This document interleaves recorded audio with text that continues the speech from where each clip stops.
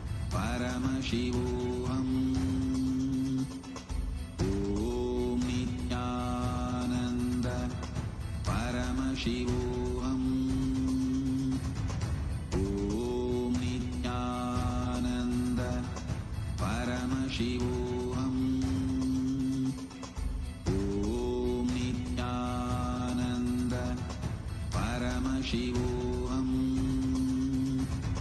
Om Nityananda Paramashivoham. Om Nityananda Paramashivoham. Om Nityananda Paramashivoham. Om Nityananda Paramashivoham. Om Nityananda Paramashivoham. Om Nityananda Paramashivoham. Om Nityananda Paramashivoham.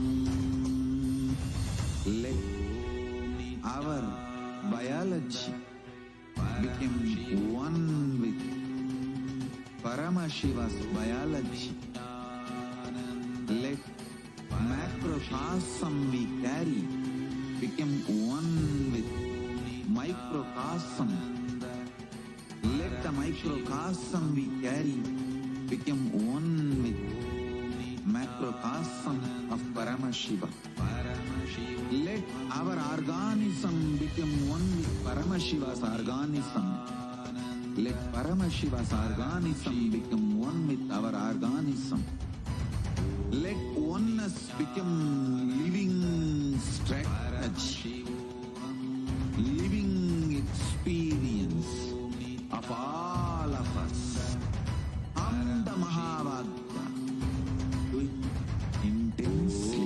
Om Nityananda Paramashivoham. Om Nityananda Paramashivoham. Om Nityananda Paramashivoham. Om Nityananda Paramashivoham. Om Nityananda Paramashivoham. Om Nityananda Paramashivoham. Om Nityananda Paramashivoham. Om Nityananda Paramashivoham. Om Nityananda Paramashivoham. Om Nityananda Paramashivoham. Om Nityananda Paramashivoham. Om Nityananda Paramashivoham. Om Nityananda Paramashivoham.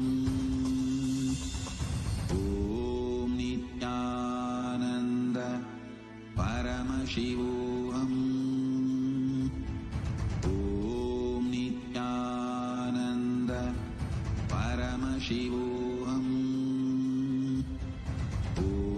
Paramashivoham.